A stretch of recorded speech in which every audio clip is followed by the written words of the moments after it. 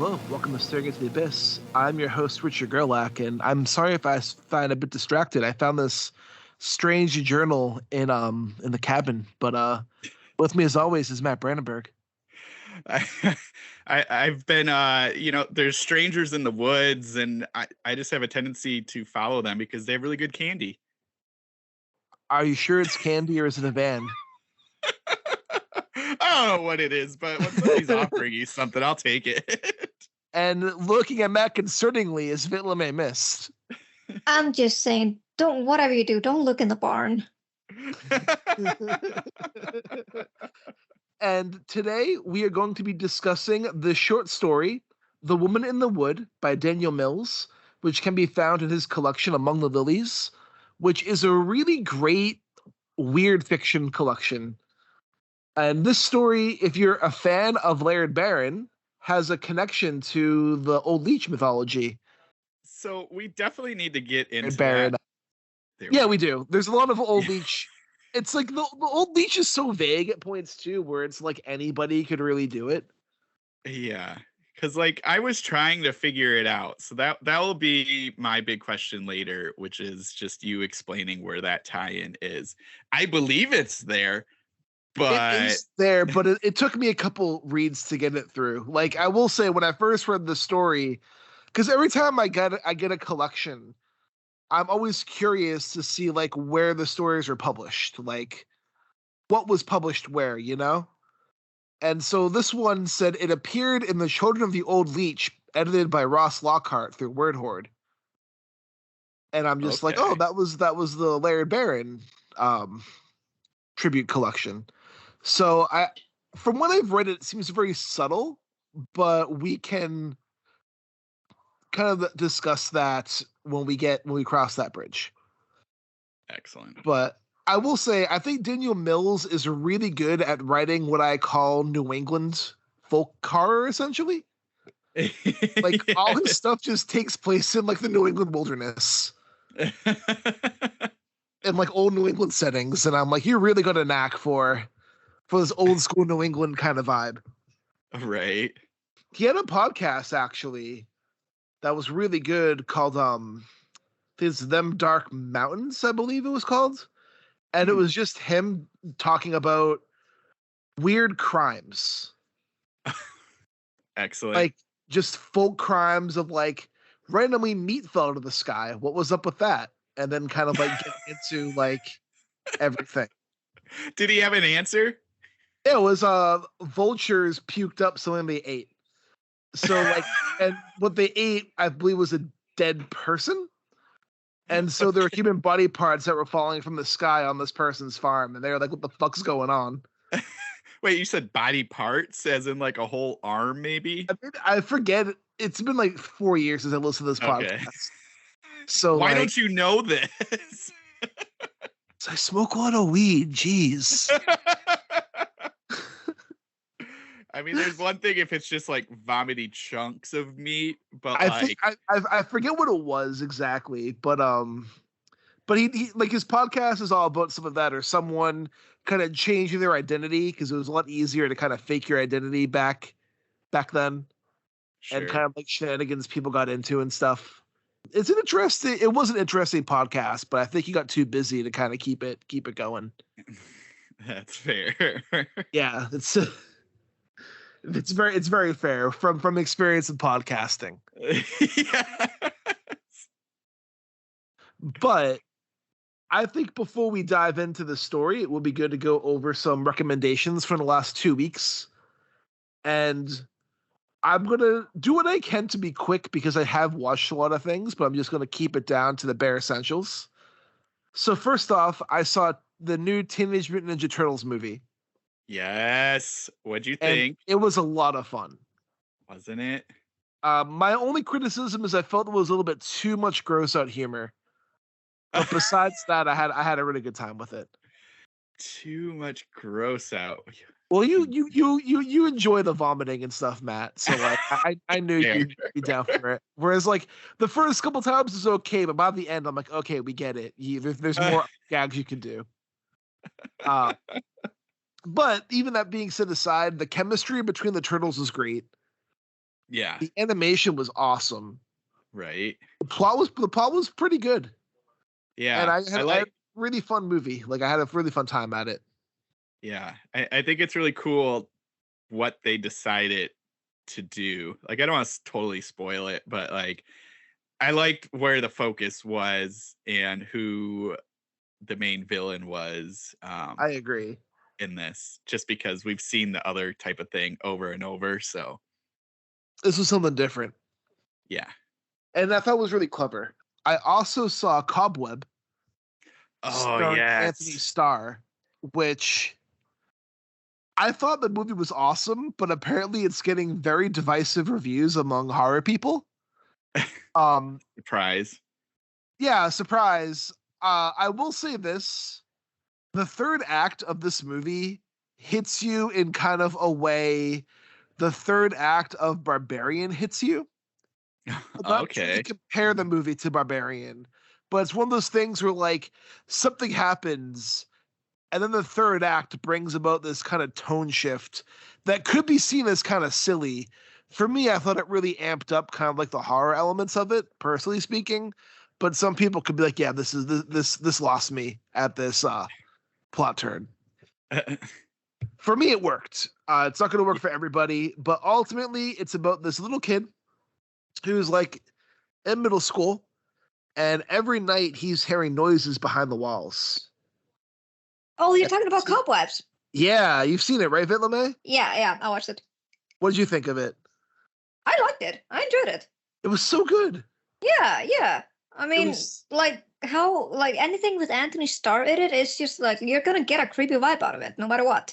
He was the guy will never, ever play a good guy. He was so menacing as the father. Like, yeah. Oh god, he was a highlight of the movie for sure. And I like I personally like the whole idea of what was going on with the main antagonist of the movie. Mm-hmm. And I thought the ending was brilliant. Like I thought the ending really kind of punched it home too. Yeah.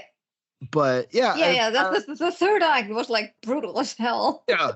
Honestly, I've seen people say the third act was dumb, and I'm like, do we see the same movie? Because that third act was awesome. Mm-hmm. I mean, it was a little silly the way the creature moved around and stuff, but I kind of laughed at the fact like, okay, you can tear a person apart, yeah, but you cannot push it like a dresser from a door. Totally different weight. Yeah, right? totally different weight. It's like I had this same kind of silliness when you were watching Signs and the aliens like they couldn't get through a door. Yeah. They're very confusing. You don't know if it's push or a pull. Sometimes it goes both ways. Apparently, I mean, we can chalk it up to her being like for the being there. Hopefully I'm not spoiling anything, but like to her being locked away for so long that she probably doesn't know the concept of doors anymore. Yeah. It's not core strength. She doesn't have the right core strength. Mm-hmm. But overall, I'd say like Cobweb is a really fun movie. Yeah. Are there spiders in it? No. Yes. Oh yeah.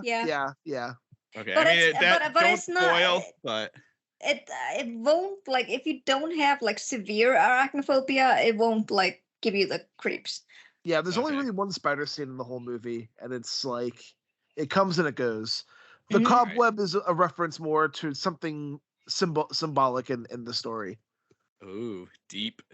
Ooh, yeah. I honestly thought this was like a Coraline live action film. Oh. I'm a little bit disappointed that it wasn't, but at the same time, I saw some elements that people might be able to see. Like, oh yeah, this might remind people of Coraline. Yep. But it wasn't. on a whole different bend, just to go over real quick, I ended up binging Solar Opposites, the new season. Oh wow. Which is actually the funniest season of the show so far. Dan Stevens was the perfect actor to replace Justin Roiland.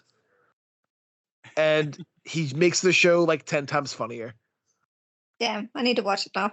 Have you ever seen Solar Opposites, Vitlame? Oh yeah. I've seen all the seasons. Oh, so they expand on the wall and the silver cops in the new season. Oh, okay, nice. So there's always more wall, but we get more silver cops too. Nice. And the opening of the show is Dan Stevens. Well, not Dan Stevens. Is Corvo getting hit in the throat with a dart. They name the voice fixer Ray, and then it's British Dan Stevens is now the voice for Corvo from now on. Very British Dan Stevens. Like, it's all British accent and slang and everything. And the show's like, this is what we're doing now. This is it. Let's go. And I'm just like, this is the best way. So you're saying we're getting the Beauty and the Beast Dan Stevens? Yes. Oh my god. And it's complete, like, he's using some, like, buggering about, like, all the British slang and everything. He just really leans into it. And it makes it funny because Terry is very sexually attracted to British Corvo. And there's a lot of Stephen King jokes in this season too. Like, there's one part where Corvo and Terry go to a hotel when Corvo handcuffs Terry to the bed, and Terry's like, "Are you Gerald's gaming me?" And Corvo's like, "No." And then he goes to leave, and Corvo's like, "I am." And Terry's like, "How dare you Gerald's game me?" And then later, like, something happens and the bed falls through the floor, and Terry sees another guy handcuffed to the bed, and Terry goes, "Oh man, are you being Gerald's game too? We're Bachman buddies." And I'm like, that is such a silly one-off reference that most of the people watching this show will not get. But if you get it, it's very funny. That's amazing. So yeah, if you haven't seen Solar Opposites, it's really funny. And they have, every season they have a plot called The Wall. And it's all these people who are shrunk and put in the wall of this house that the aliens are living in. And it just gets like, and that storyline takes itself way too serious and way too dramatic about miniature people living in a wall. Like, it's so much fun to watch those episodes. And every season has just one episode that's dedicated to the wall. Yes, what's happening inside. I usually just like, I keep waiting for those shows to come because those are so engaging. They're so engaging. They're so engaging. like the family Terry Corvo stuff is funny and it's amusing, and like I think over time it's gotten funnier. I think the first season was kind of hit or miss, but the show's really kind of found its humor as it's gone on. But those wall episodes are hilarious. Not hilarious, like they're hilarious, but they're serious, like super dramatic, and they're super engaging. Yeah, like you'll cry. Like you wanna know, like, are they gonna get out of the fucking wall or not? You're gonna cry over a mouse in the first season. Oh yeah, I did. I did. Like, gosh. It's wild how like serious that, because if you try to describe it to someone, that sounds so stupid, but if you watch it, it's just so engaging that like you can't look away from it. Last but not least, I finished reading the novella by Daniel Braum called The Serpent Shadow. It'll be out next month through Cemetery Dance. Actually, Daniel's going to be on in a few weeks to promote this book with us. Excellent. But, how is the book? It's terrible. I'm joking. It is it is a fantastic weird fiction novella. It is about this family. It's 1986, and this family is vacationing down in Mexico, in Cancun. And our main character wants to be a musician, and he's trying what he can to be. He's doing what he can to like follow in the footsteps and be a musician. And he meets a young woman who begins spending lots of time with him, and they become very attracted to each other. And at night, he's plagued with strange dreams.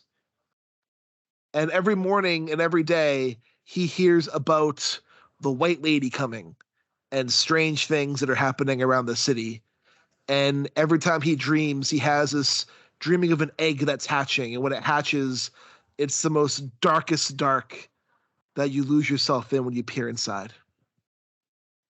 Nice. I like that. I actually like a little tie to what we're reading today. Yeah, I know. Yeah, a little bit. And it is just a very solid weird fiction novella with an ending that just lands so hard. Like, it's honestly the ending. As soon as I finished the book, it hit me kind of like an ending, almost like Corpse Paint, or like no, I don't know. Corpse Paint's a lot more fucked up than this ending is. Okay. But it's still the same thing where it's like our character is in between two things that happen that are ultimately out of our character's control. And then we just see the worst possible outcome happen. And it's just that gut sinking feeling that's like, oh, fuck. And it just ends. And I'm like, that's the best way to end like one of these stories is just that gut sink feeling, you know? Yeah. Because I remember reading Corpse Paint for the first time, and it got to that scene where the album was released, and you got the people kind of putting together guns and going out and doing mass shootings, listening to the album and stuff. And like that whole ending scene in that book is just so bleak and so fucked up. But yeah, Serpent Shadow, it comes out next month on Cemetery Dance as part of their paperback line. And it's a quick read. It's like 125 pages. And it is a very, very, very engaging book. And besides that, I've also got back to My Heart as a Chainsaw, which I'm enjoying quite a lot, and I'm going to finish soon.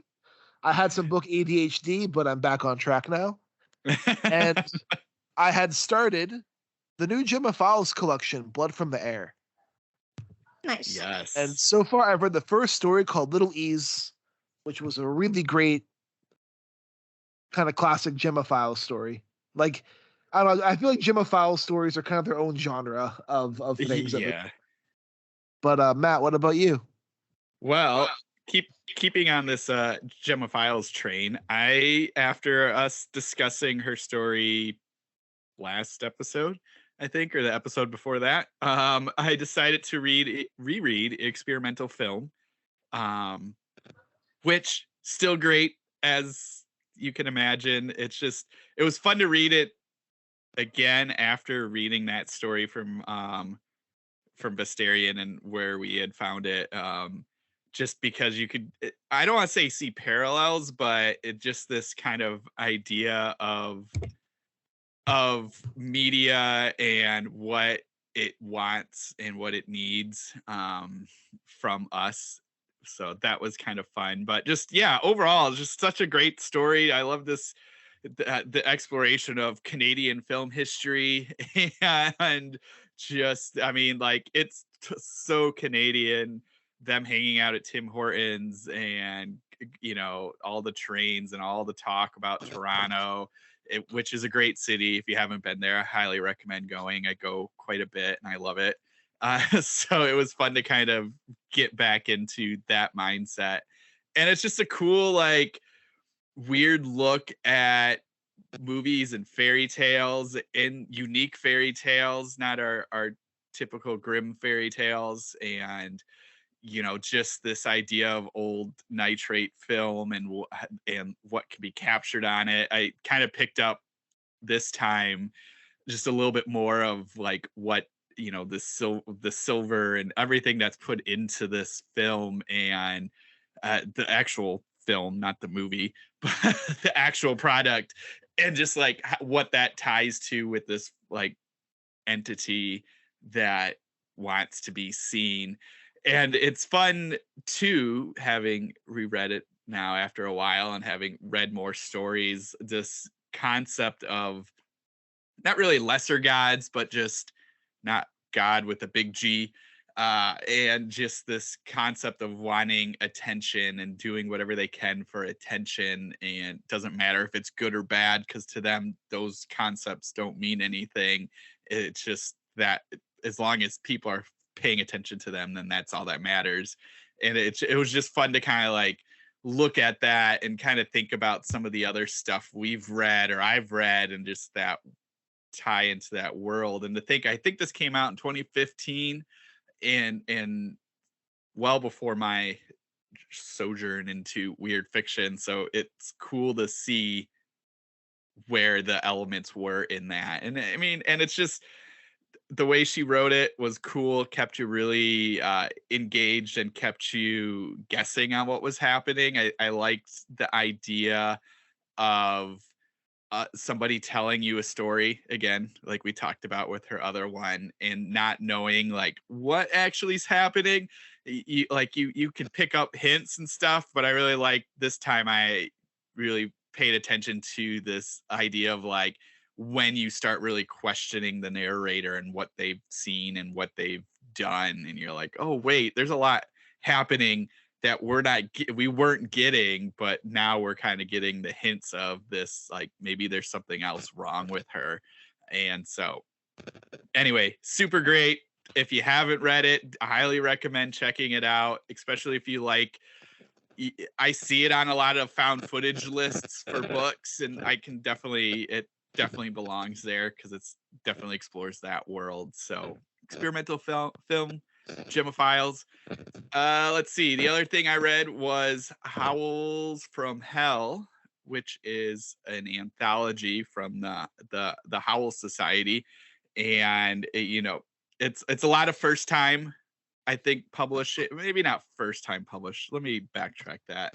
I just think this was a great opportunity for some writers who maybe haven't had big publishing names and stuff like that. And Grady Hendrix did the forward to it, which was her introduction, which was really nice. And I know like Shane Hawk and team also had a lot involved in this. It's just a lot of great stories in there.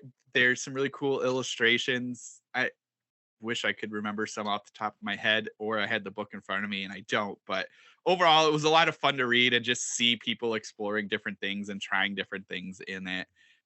So yeah, Howls From Hell. I think they have two. They have one that just came out, and then there's a space one that's coming out really soon. So it's definitely worth hunting those down if you like short stories and want to read different writers. What was the theme for it? So Howls From Hell theme seemed pretty like it didn't. I don't think it had a theme. This one, I didn't really pick up a theme. Like I think the other one was like a medieval one, and then then the space one. This one just seemed like it was just kind of unthemed stuff. Like there was a lot of different stories here, and so that I didn't pick up a theme. Maybe there is one, but I didn't pick one up. So unfortunately, that's a bad answer, but it's an answer. You're fired. I'm fired. Damn it. I think that's the main stuff. The only other thing that is not horror related, but was a ton of fun, and I can't remember if we've ever talked about it, but I've been binging through Afterparty on Apple TV. I need to start Afterparty. I've heard good things. It is amazing. So I've been watching only Murders in the Building. Oh, really? Oh. I kind of got tired after that show. But yeah, here you are watching the murder mystery comedy show, Matt. Yeah, but when I explain the coolness of what this show did, you'll understand. So Afterparty is almost like a Knives Out. I'm not going to fully compare it to that, but almost. It's a quirky thing in which we are getting the story of what happened at this after party. So the detective, which, oh my goodness, why am I drawing a blank? Tiffany Haddish, she's a detective, and she's interviewing everybody that was at this party to figure out what actually happened because somebody died. It was Dave Franco, so James Franco brother, who played plays a really horrible pop singer and just this really bad person. And it's a high school reunion. There's an after party after this high school reunion. He dies. I'm not spoiling anything because that happens literally in the first opening of the first episode. But what's awesome is as we're getting the stories, so each episode's a new story of that same night, but they are all done in crazy different styles.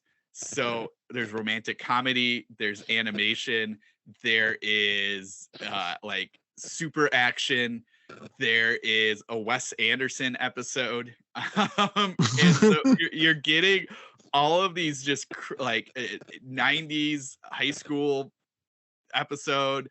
You're getting like kind of Gone Girl on the Train. I don't remember all those girl movies that came out a few years ago, those kind of darker detective type things, you're getting an episode like that. So you're getting all these different things, and you have no idea who did it, and eventually it kind of gets put together. But it is just a blast. Sam Richardson's in it, so if you like, I think you should leave. You're gonna love it because he's in that, or Detroiters, or any of those other shows that he's in. He's excellent, and it's just it's a blast. I wasn't sure if I was gonna like it, but halfway through the first episode, I was like, I'm hooked. And then when they started doing all these crazy styles, I was even more hooked. And yeah, there's 2 seasons. The second season's right now. It has some of the characters from the first season. I'm not going to spoil who, but it has some of the characters from the first season, and it's a different story, but it follows that same kind of process. And so it's a blast. I couldn't figure out who the murderer was all the way up until they told me. So it's a good enough mystery that you don't know what's happening. And or you're just battling mysteries. It could be that. There could be murderers around me all the time, and I'd have no idea. I'd be like, "Oh, you seem cool." It just happens. But yeah, I think that's it for me this time. And Vitlabe, what about you? I mean, I've had a lot of time I'm in my summer vacation, and also I had LASIK eye surgery, so I couldn't. There was nothing much I could do except just lie in bed and just try to watch something. Did you watch anything good at least though? I finished the Midnight Club actually. Oh, I didn't start that. How was it? It was okay. I mean, yeah. It was because this is based off Christopher Pike's books, and they are more like YA or children's horror, right? Yeah, it's more like teen horror. Yeah. So there wasn't that much creepiness, but it had some of the the horror flair that Mike Flanagan is known for now. Well, Mike Flanagan has his Poe series coming out in October. I know, and I'm super excited about that. I'm very excited to see how he handles Poe. Oh yeah. But yeah, it was kind of cool that each episode or each tale they told was a story from some of Christopher Pike's stories, and I liked how they kind of incorporated each character into the story. They kind of they all had some kind of connection to the story, even though the Midnight Club is a separate story on its own. Yeah, that was cool. Yeah, I really like that. And I did enjoy it because I love watching or reading about cults, that it had a cult vibe to it. There was a cult in there and everything. And there is supposed to be a continuation with that, but I don't know if they're going to get a second season. Yeah, I haven't heard anything because there was a lot in there that you're like, well, they did not answer half of these questions. Yeah, they didn't. But I really did enjoy it. And this might just be me, but these kids were all terminally ill. I saw no physical evidence of that, or maybe it was just I know about. Of course, I'm probably being ableist here now, but the only person who had these kind of notable symptoms was the girl in the wheelchair. Wow, I can't remember her name anymore. I can't. Yeah, but it's we knew, you knew immediately, she her life is fucked. Yeah. And she's pissed about it, and justifiably so. But you didn't really see that much with the others. The guy, the boy, the white boy, he he was super pale, and I'm and he had leukemia, and I'm wait, don't you lose your hair also when you go through leukemia chemo? Yeah. And he had a full head of hair, and I'm oh, all right. So I don't know. No, go on. Sorry, I haven't answered to one of your questions, but no, I kind of feel they, even though they were in a hospice, and this was for the terminally ill, and that's so again, it's horrible, and this might be super ableist of me, and I apologize for that. But like, I don't know. I probably would have related or like connected more with the characters if they displayed some of the struggles a little bit more, maybe. You are so canceled right now, Vitlame. I know. I'm so sorry. I was waiting for you to say it because I'm like, oh, this would be funny. No, But I know. Like, I completely. I mean, mean, if people are like gonna say that maybe listen, then yes, like I apologize, and this is like because I'm, not suffering from this. The thing is, we all have blinders when it comes to stuff, and like none of it is coming out of a bad way. Like I thought it was funny to make that joke because I'm like I knew it was coming, so I'm like okay, I gotta get Yeah. strap. Yeah. The way I see it is like you have a kid. I haven't seen the show, so again, I'm speaking from pure ignorance here, and I'm doing the best I can to not be ableist, which is probably the worst way to frame this. But like, I'm not trying to be ableist. But when you have a show or a narrative that deals with sick teenagers or sick kids, you go one of two routes. You could do more to show the sickness, which could, for someone like Vitlame, it could kind of either make Vitlame sympathize more or connect more with the character. Mm-hmm. But the other side of the coin is no one wants to watch a show about sick, dying kids. Yeah. And like to reinforce the fact that they're sick and dying is a way that could turn more viewers away from the show. That's true. Yeah. So it's like I see it's kind of two sides of a similar coin where it's like they don't want to lose viewers, but you still want to connect the viewer to the struggle of this character. Yeah. Which is I find a little bit sad because there was one episode in the series that which the one person I don't remember what she was suffering from, but like she also had clinical depression, and her character Natsuki, she was like the Japanese girl.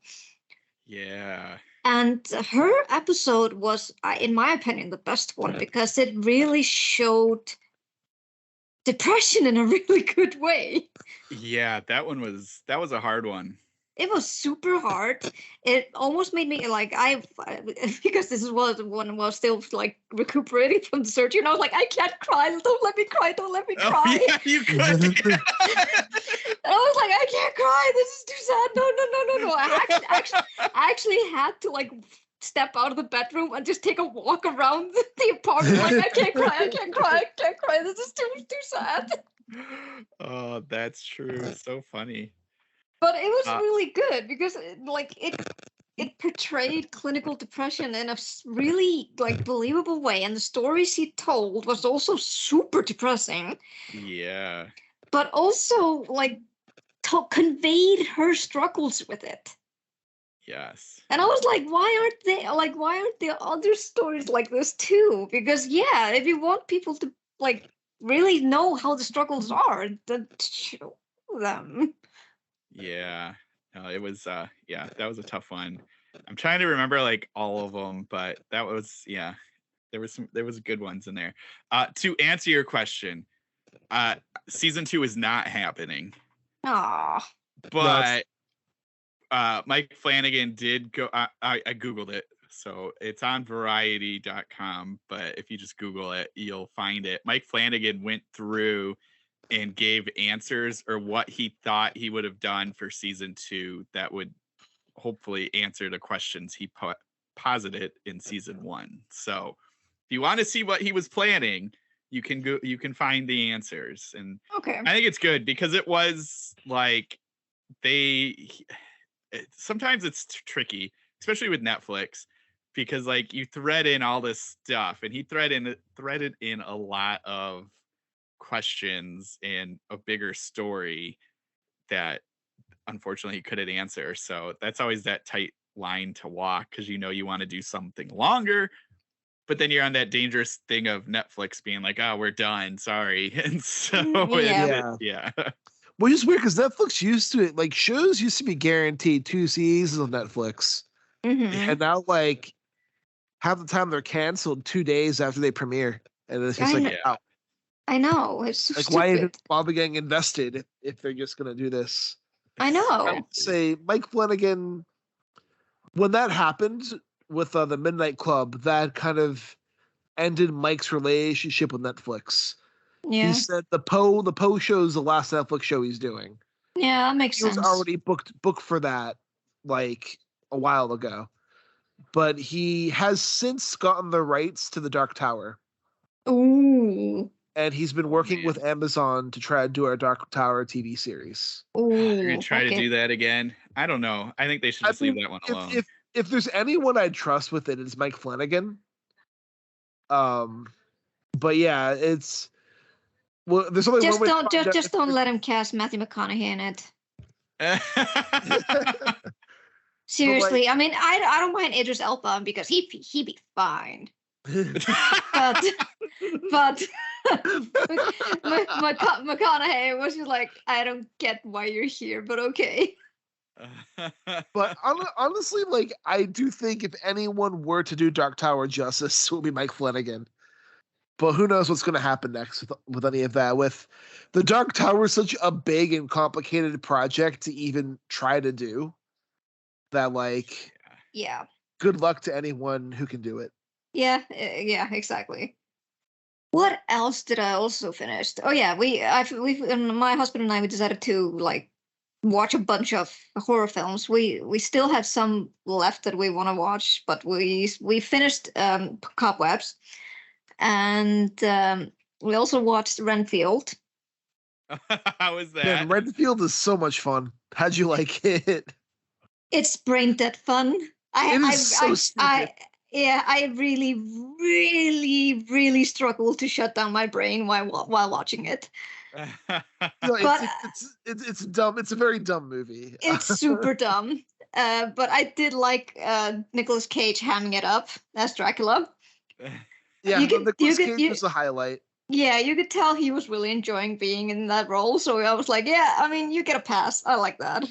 Was it the visual gag when that coke dealer snorts the millipede to like get his bug power thing? Was like the funniest like visual gag to me. Yeah, it was just okay.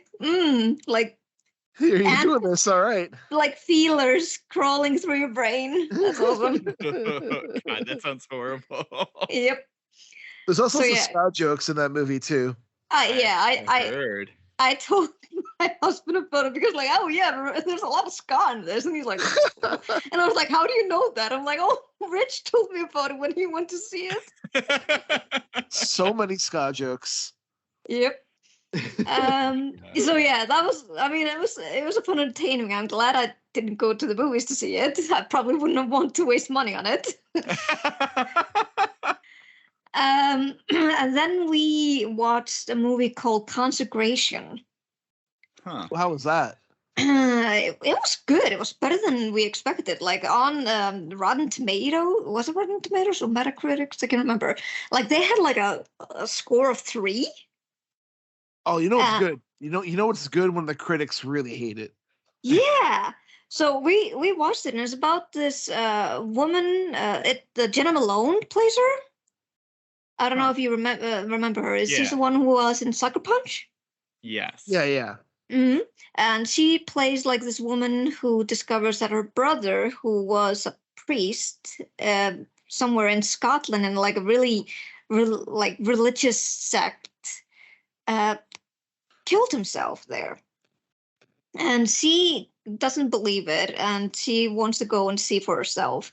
And she kind of discovers things both about their past and her own past that has connections with this particular religious sect.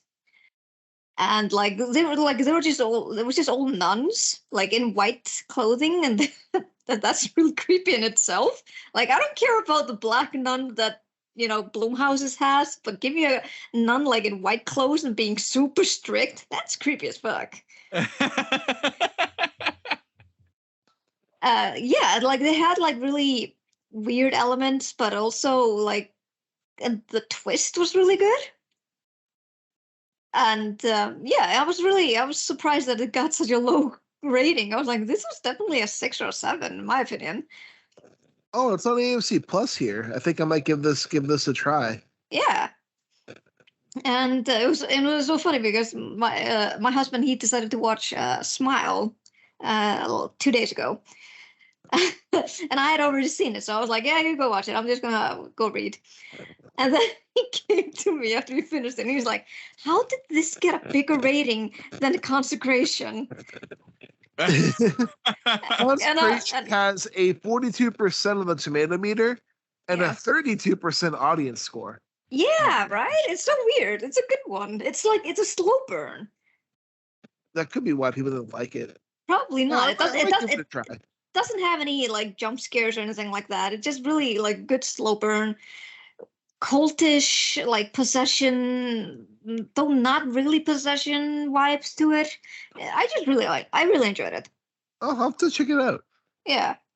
And it was also funny. He came up to me after he watched the first scene and Smile.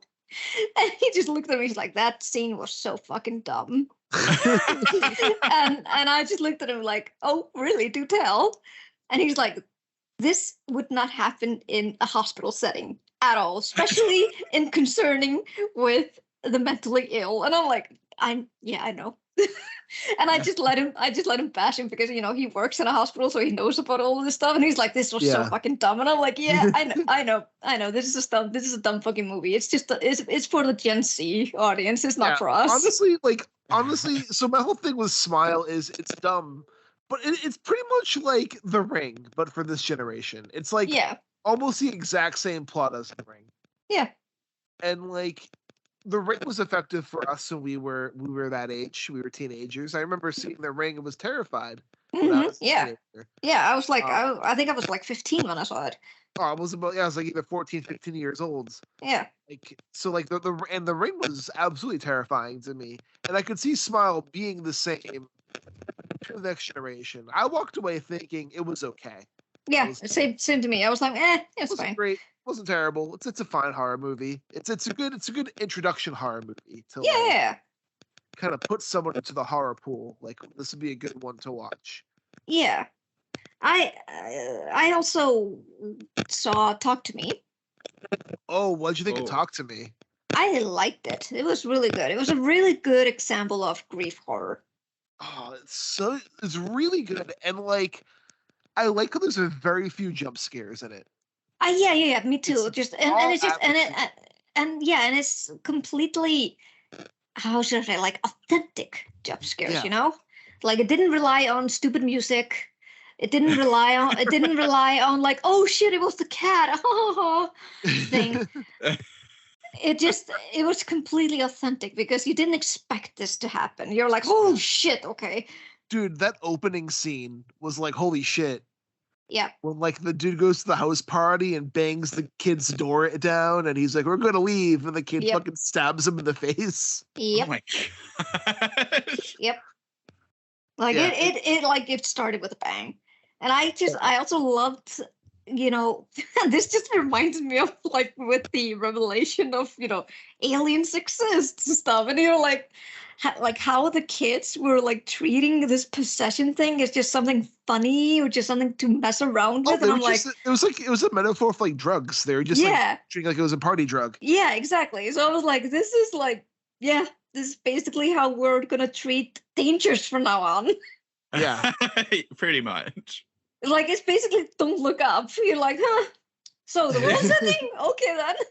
But I like how the movie, even if they're kind of teasing this, the way they tease it will be like one of our characters is going to stay possessed. And I'm happy they didn't do that. Yeah. And they did something more clever with it, I felt. Yeah. They like really wrapped grief around it. So that's why I really liked it. And there's some brutal scenes, like when that kid smashes his face on the table. And then tries to pull his own eye out. I was like cringing in the theater. Yeah, I couldn't watch that scene. I was like, I mean, I had just come out of the fucking surgery and I was like, I don't need this. It's like a bit of eye trauma in a movie after LASIK surgery. Yep. Okay, just two more things, and then we can go on to the story. Just one question. What do you think about the ending? I love the ending. Okay, good. The ending worked for me 100%. Yeah, it definitely worked. With someone who said the ending was too mean, and I was like, no, I felt the ending was perfect. It was justified. It was justified. It was clearly foreshadowed from like the first act. Oh yeah. Like it, and like I like how they revealed everything, because you're like watching it, you're like, wait a second. Then you're like, wait a second. Mm-hmm. And then you're like, oh shit. Then you're like, oh shit. Yeah. Then it goes to the credits. it was really good. I really enjoyed the ending. I mean, like I said, it was justified because, you know, there are consequences, and she had to deal with the consequences. Yeah. Well, it's also the idea, like, she ultimately made the correct choice, because I don't want to spoil it, but it was revealed that if they just gave it time, it would be okay. Mm-hmm. So she was acting because of her grief and the ghost, but then the whole kangaroo thing with her being unable to put the kangaroo out of its misery. Yeah. There's a kangaroo in this movie? Yeah, this is an Australian film. Oh crap. Okay, go on. I'm just excited now. I mean, I think like it's a low budget movie, but I'm glad that it's getting like the reach that it deserves. Yeah, it was made by a couple YouTubers. Yeah. It's crazy. So you have two more. I have two more. We started watching Twisted Metal. Yay! Yeah. And I fucking love it. So great. Does your husband hate it? No, he loves it. We both love it. It's so fun. It's so fun. It's so fun, and it just doesn't give a fuck. And it's just my favorite character is Kane. I fucking love Kane. It's like I usually hate clowns, but like looking at him and to see the like how the guy acts him, I was like, oh my god, this is my fucking favorite clown in the world, and we need to see more of him. He needs his own spin-off. Yeah. No, honestly, the sweet tooth scenes are some of the best scenes in the whole show. Yes, totally. It's like he was so authentic, and he was just like, you could almost just see like, okay, you are insane, but you are portraying it really well. Yeah. It's like you are portraying that you've been alone for 2 fucking decades. But like, it's so good. I love just like his demeanor and everything too, where it's like all he wanted was for someone to tell him his one-man show was terrible. Yeah. And like everyone who lied to him is killed. They just told him the truth. He's like, thanks for being honest. Yep. Like, thank you for your honesty. I mean, we all want honest criticisms. But no, like that whole thing is great. Sweet Tooth is so fun. And like, what episode are you on? We have finished 4 episodes now. Oh, okay. I won't say too much. No, yeah. But so we're planning on finishing it at least before our summer vacation ends. I do love the third episode being the fourth episode with the DMV. Yeah. That was funny. Like what happens when you go to the red line? You hear screaming and you're like, oh, okay. Honestly, the DMV's terrible in America. It's like watching it, I'm like, man, this person really fucking hates DMVs. Whoever wrote this episode. Yep. And yeah, I started reading like one book, and I'm almost done with it. I'm actually kind of proud. I don't know if you guys have read it. It's called Into the Sublime by Kate A. Boorman. No. Oh, I haven't heard of it.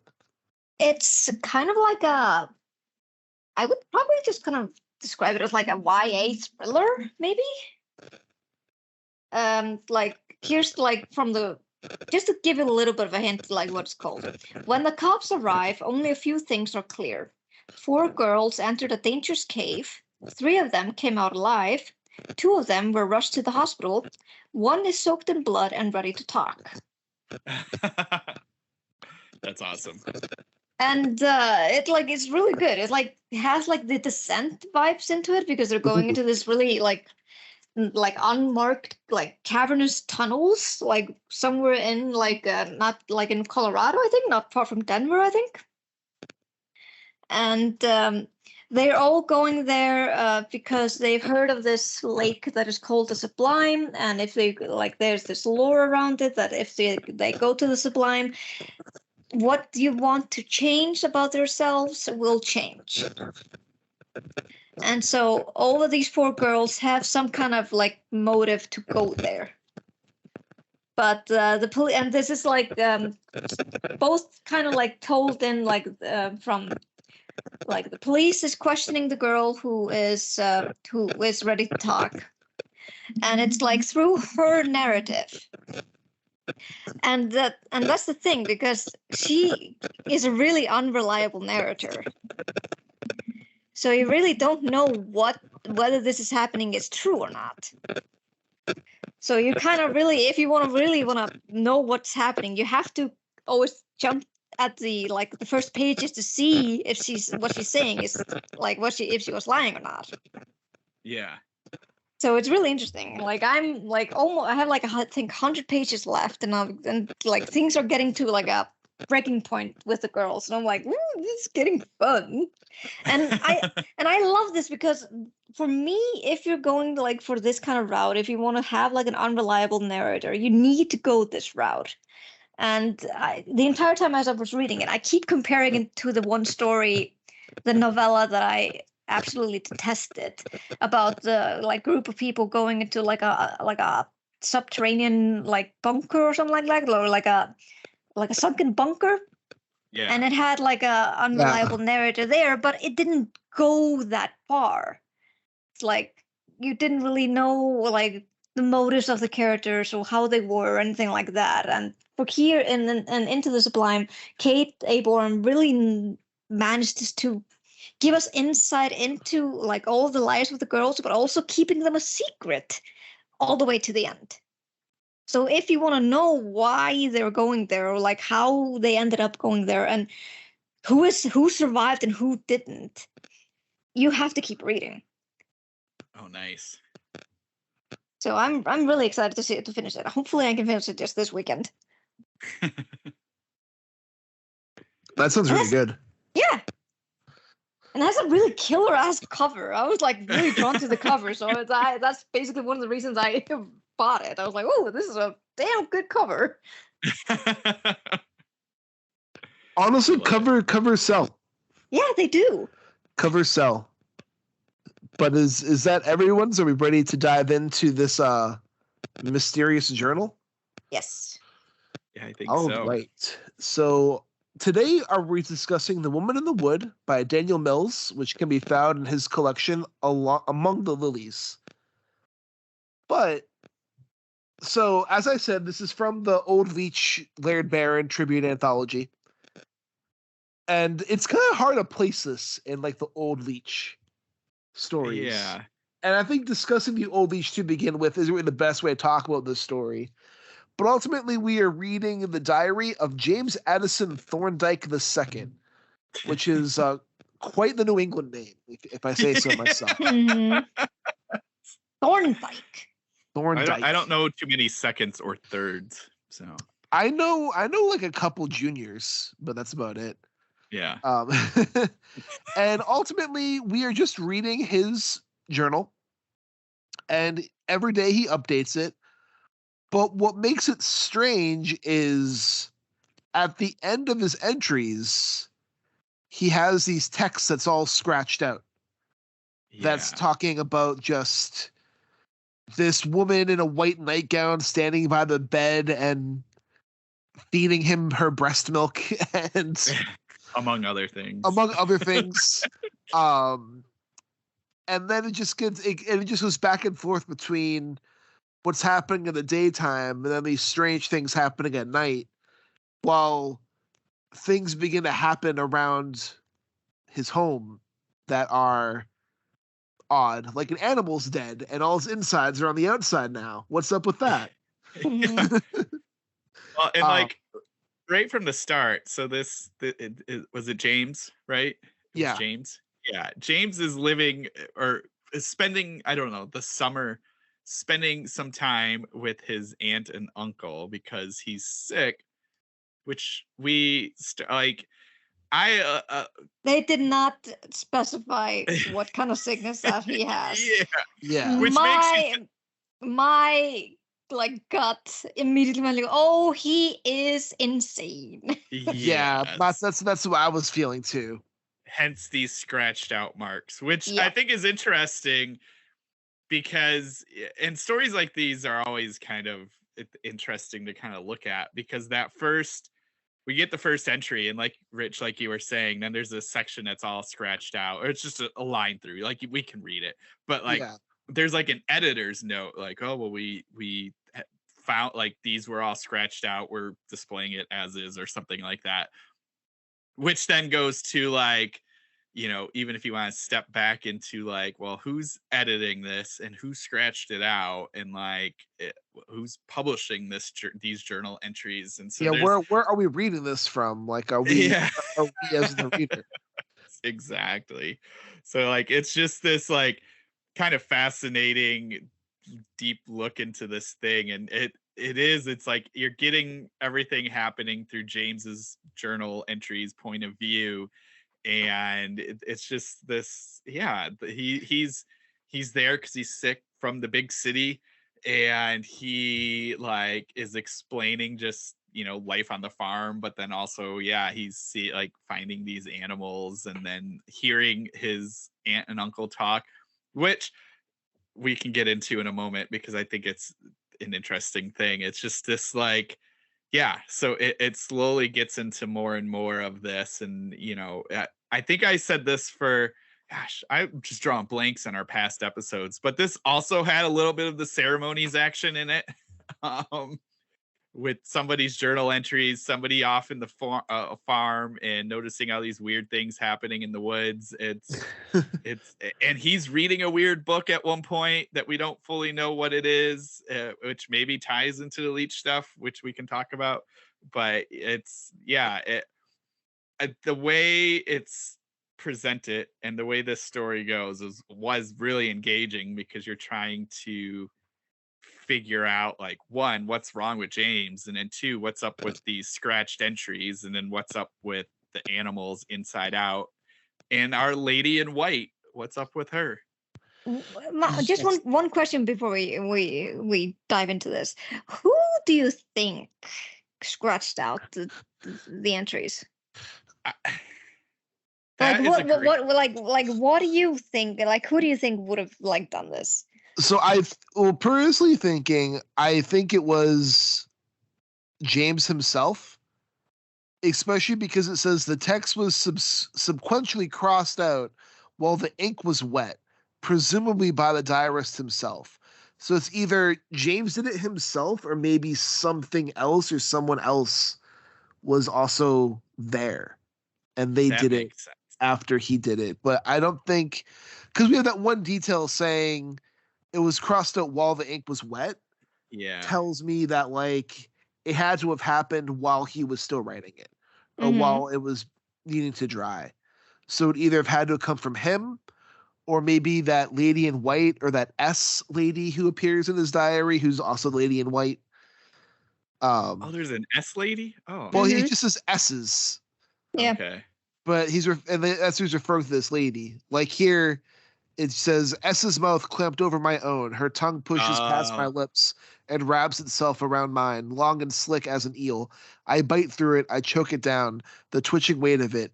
And then with the Whitico riding me, devour her lips and nose, tearing the flesh from the skull till only those eyes remain, crested around with blood and gazing into mine.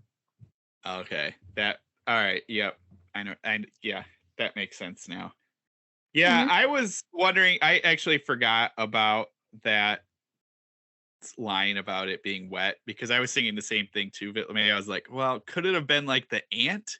I thought that too, actually. Because he describes her as being like really open. Yeah. And not as like religiously narrow-minded as the uncle. And like her knowing about what happened to the first wife and everything. So like before, yeah, because I had forgotten about that part too. But like I had the distinct feeling like maybe the ant saw what he wrote, but then script quickly just crossed over it. Yeah, I was that's where my mind went to, was the ant. But it makes more, like, I get, like, and I'm flipping through it now, and because like it's because that's tricky, that comment, because like when you're reading the story, when you're reading kind of through it, you're kind of, those scratched off sections surprisingly always are at the end of an entry, never in the middle of an entry. And they almost always seem to be a completely different thought, like as in he wrote it later. Yeah, um and that's it almost always seems like he writes this just after he has had an interaction with the ant. Yeah, Yeah. that yeah, that's an interesting, makes you wonder, because if that wasn't in there, you'd be like, all right, maybe he's writing it throughout the day, and this was just some random thought, maybe in the middle of the night or whatever the sickness is, which we can get into in a second, or like what? Because I guess some of them, of the scratch out sections, start mid sentence, but a lot of them sort of just seem completely separate from what's happening. Yeah, So and that's it where, seems like the ones that are missing, I feel like it could represent like a page rip, or maybe something was torn out. oh yeah, Because we're reading a digital version, maybe it looks different in print. Mm-hmm. good call. So we got to think of that as well. Because all we have is a hashtag or a pound symbol, Yeah, and that just symbolizes a break. But depending on how it's typed out, depending on how it's written, it could be a break in what. yeah, that's a good point. Mm-hmm. Um, Uh, yeah, because there's one right here. Well, it's just you have the pound symbol, and it says, "Not a child, but a lamb, which she had pulled, half formed from its mother's womb. The small bones were shattered, and the face was missing, eaten away, and the unbeating heart sucked out of it." Like, it ends midway through a sentence, or it begins midway through a sentence, and it ends in an incomplete sentence, or technically a run-on that has no period. So, like, there's other things here that are missing that were probably there once, but not anymore. yeah, it's interesting. There's like, just kind of thinking about what is happening. So I guess, like, even to step into, so the farm, and then there's like a lot of pasture area, and then there's woods, like kind of in between the neighbors and the uncle's house, that they don't really Yes. claim to, and that's where all the sheep always seem to be kind of murderized. um Mm-hmm. Yeah. and so like it's, and somehow this kid, or I don't know, I think he's 15, kind of keeps finding his way over there and seeing these things, and that's where he starts seeing this lady in white. And And Lilith is also what he calls her too. Mm-hmm. oh yeah, see, like, okay, all right. Did any of you think that this was the ant? That this, I felt like we never fully understood who she was. Yeah. So like I personally didn't see her as being the ant. I saw her as being something more supernatural in nature. okay. But that being said, it doesn't mean it isn't not the ant, you know? It, Yeah. it, it could be the ant. It Yeah. could not be the ant. It could be something else. It's It's really more, ambiguous. yeah, we don't personally know the relationship, and the relationship isn't given to us in the text. So all we have is to infer from our own Okay. perspective of what this is. Yeah. Yeah, I just kind of kept, because like, in my head, so the Uncle Timothy, was married, and his wife died, ran away. And so like we see that, but like it was right when the new aunt and her brother were in town that she had disappeared. And we don't figure out how the uncle and the aunt got together, but they did. And they're having kids and everything like that. But it just seemed very convenient that she was in the same place at the same time. And then this kid comes around, and suddenly this lady is appearing again in the woods. So that's, I think, where my mind was going. I was like, maybe there's more to her, because we don't get a lot. We just get the idea that she's not really big into the church stuff.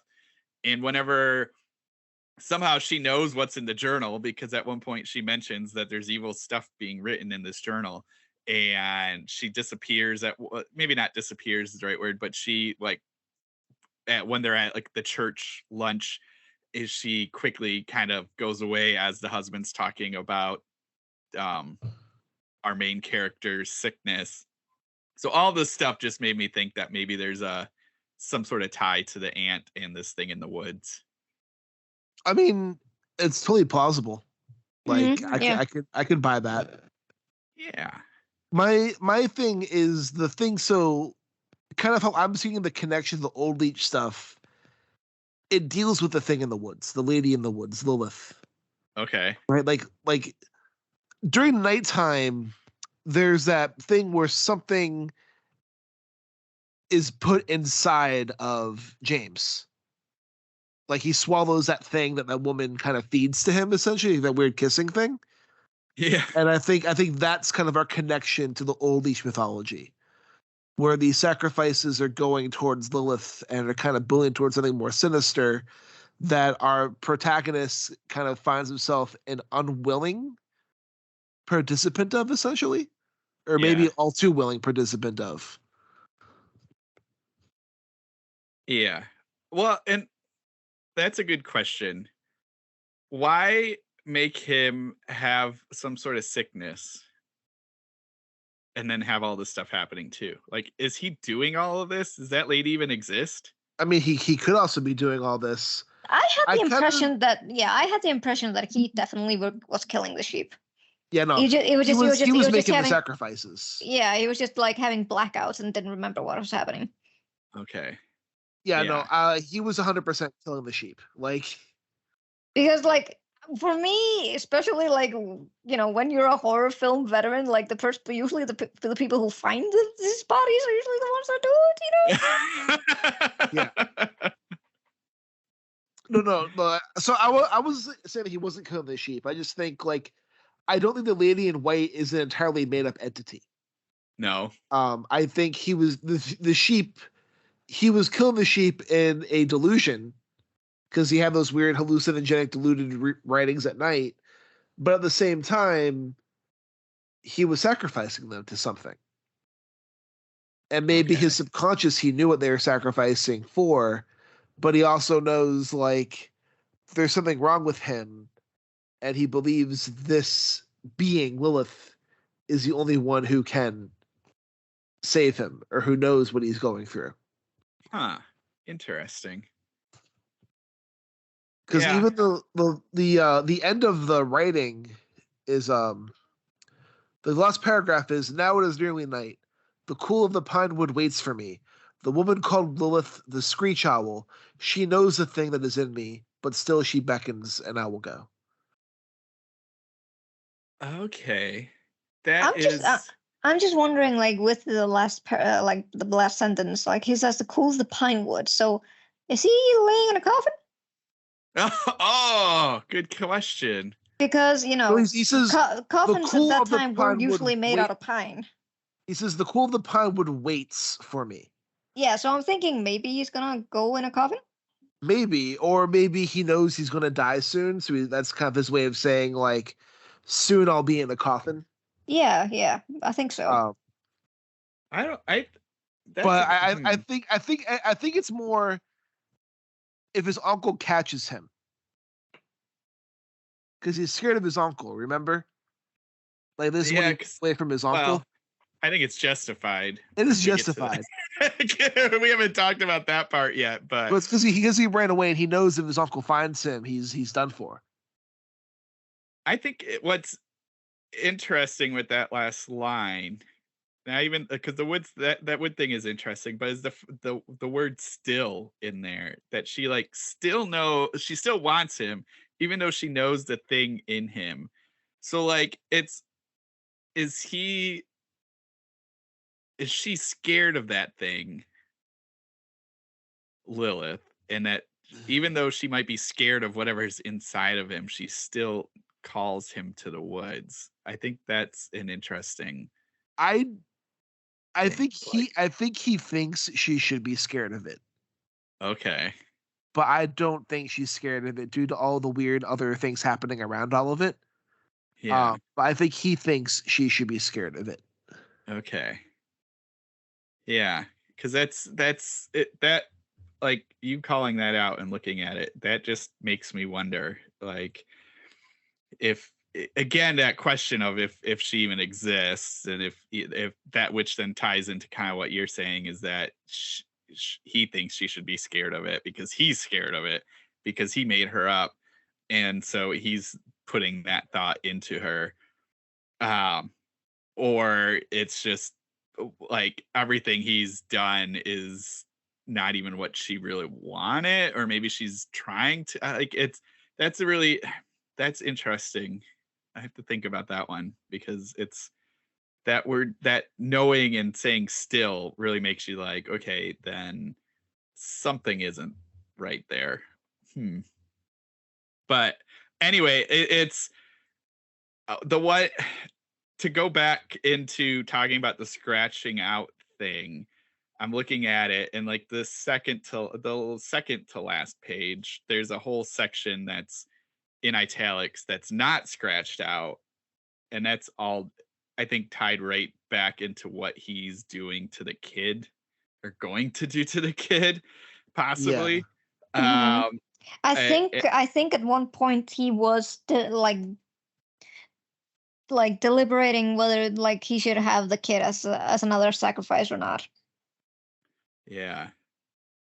But then like he's trying to like make the uncle see that he's doing it like for good causes, or like just trying to make him see like, I'm not mad, man. Yeah. He's like, I was just trying to, so like, listeners, they eventually, after lots of stuff happening with dead lambs and sheep and just bad insides being on the outside, yeah, all of that, they're like, we need to get out of the house, let's go for a walk on the mountain. And then they're having a little picnic up there, and then our narrator kind of like zooms out for a little bit, talking about seeing everything just horrible and dying, and like basically like a hell type scape. We cut to him saying he's trying to save the child from walking off the mountain, but we're not so sure if it was him trying to save him or push him or throw him off the mountain. Yeah. So, but it's just that we've been going through this whole story, all these journal entries, and just that last section is not crossed out. So he really wanted everyone, like, he accepted the fact that he's seeing like a hellscape and seeing his parents and everybody there. And looking back over this and talking about lambs and sheep and everything like that, he even references the woman dressed in white like a lamb, which actually ties to what you were saying, Rich, is that she should be scared of him because he sees her as one of the things that are inside out. Huh. Yes. Craziness. So we actually haven't really dug into this. How, like, and you're just thinking it's like the leech mythos because of what's in the woods? Kind of. I also think it deals with, I think like the thing of it's very subtle. So like I think it works fine on its own without being like overtly leech mythos stuff, you know? Mm-hmm. I think with it being a tribute story, because I feel if I read it not knowing it's a tribute story, you know? Yeah. I don't think I would have paid any attention to trying to connect the dots to anything. Yeah. But knowing that it's supposed to be set in the same universe kind of gets my brain thinking in different gears, you know? Yeah. But like, I feel like you don't need to have that connection made for the story to work. No. Because like it totally worked for me. and like, but I couldn't help myself from trying to look for what the connections were. Man, I will say though, those like the whole ending like paragraph when he's just going through that hell was super intense. Yeah. Yeah, that was because like I maybe I might have to reread through some of Baron's stuff, because like what I'm used to for the Leech stuff, is the broken circle, and usually weird dolmen stone things, and then that weird little journal map book. Well, the black book thing. Yeah, that and just like so. Which they do reference him reading a certain book his dad gave him, and I think it started with a W or something like that. So I don't think it was the same book, but maybe it was, and I just don't remember who actually wrote that black book.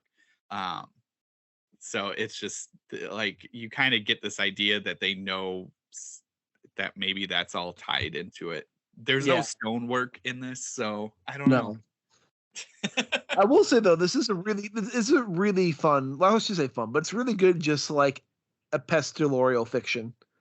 Yes, like I'm a sucker for writing a story through journal entries, even though it doesn't carry the same tension as say like horror stories that aren't written that way do.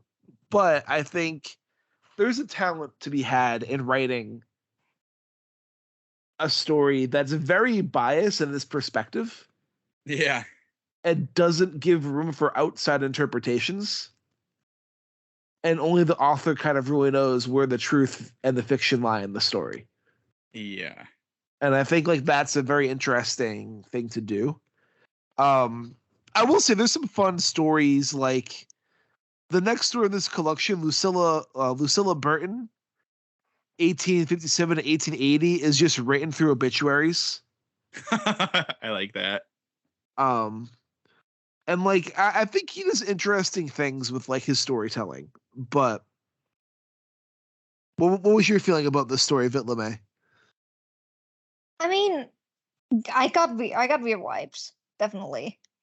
It's really weird.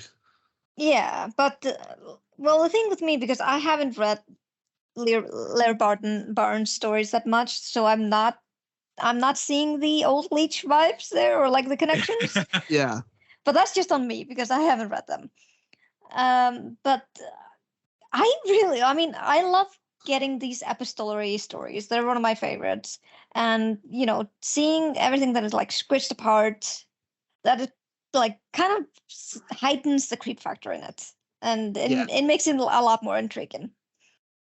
Yeah. Oh, definitely. I mean, like a lot of these stories too, like there's one story here that was published in Night Script, Volume 1. That was later published in this year's Best Dark Fantasy and Horror. Another story was published in the anthology Unhallowed Ground by Dark Views, but it also mentions that he extensively rewrote that story for this collection. Another story was in Eichmann's Heirs, which was a Robert Eichmann tribute anthology. There was one story that was in Autumn Cthulhu. Another story that was in something called The Silent Garden. He also had a story in the anthology The Madness of Dr. Caligari. Manuscript 2, Marked to Die. Yeah, like there's some interesting kind of publications in here. I got to get to some of the rest of these. But what I've read of this collection is really, really solid. Yeah. Undertow puts up really good stuff. Having only read this story, I mean, I did really like the way it was written, and like you said with the journal entries, I think that was really cool, and the way he kind of sets us up and into this story and what's happening, I think it was like really interesting. So I'm definitely down for reading more of this. Well, hope you both enjoy. We're gonna figure out what we'll be doing next week. I'll message you guys after, probably around like either tomorrow or Monday. We'll figure out a story for next week. Mm-hmm. I do know our next two guests. I'm going to be working out some guests with more people, but our next two guests I can announce will be Daniel Braum. Will be joining us, I believe, the second weekend of September. Nice. And Rami Unger will be joining us later on in September as well. Oh, nice. Awesome.